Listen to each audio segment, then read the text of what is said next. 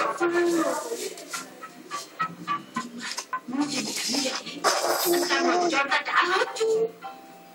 Dù sao cũng là một bữa miễn phí. Thôi kệ đáng chịu được chút gì.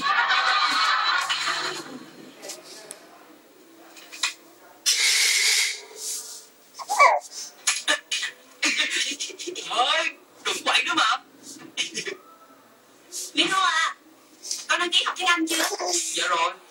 Con trai của mẹ đang làm gì vậy? Con đang xếp hạt giấy sao?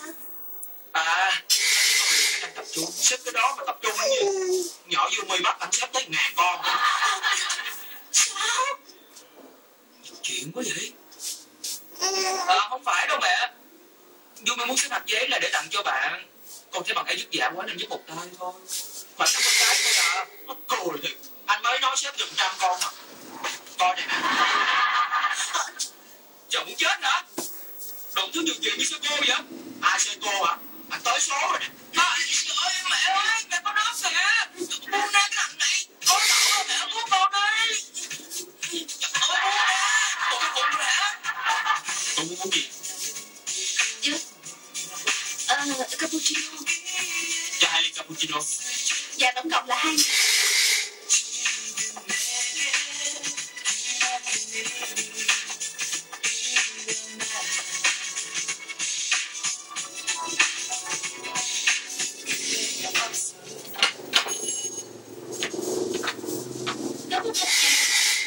Được khách sáo như vậy mà. Thôi, giờ cũng đã trễ rồi, tôi phải về. Tôi thèm ăn kem quá. Dạ. Chắc ăn hơi ít nên tôi vẫn còn thấy đói. Đi ăn nhẹ rồi về ha. Cái gì? Anh ta đã bao mình ăn để uống cà phê. Giờ mình mà không có anh ta cười. Nghèo. Nhưng tôi no lắm rồi. Coi kìa, chị biết của mình thôi sao? Cùng tôi đang cồn cào đấy nè.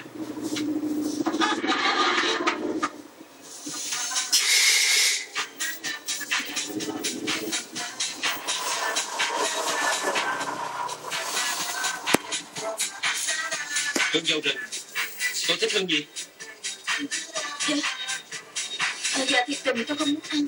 Hương trà xanh với con, ăn hết tôi ăn cho. Không có chứ. Trả thế này thì cũng còn chút này. Tình phải vậy thôi. Chút ruột cũng phải trả. Để tôi trả cho. Dạ.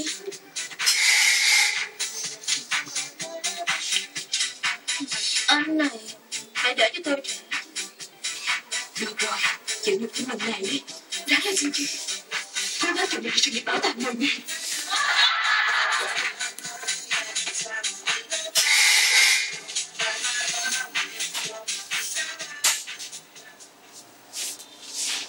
Sao con? Chú em của bà ngủ chưa? Để lát bà hát cho con ngủ nha. Con đang làm gì đó? Dạ, giờ con cần một số bài báo. Sao nó không tự làm mà đại ái con vậy chứ? Dạ, tại vì con bận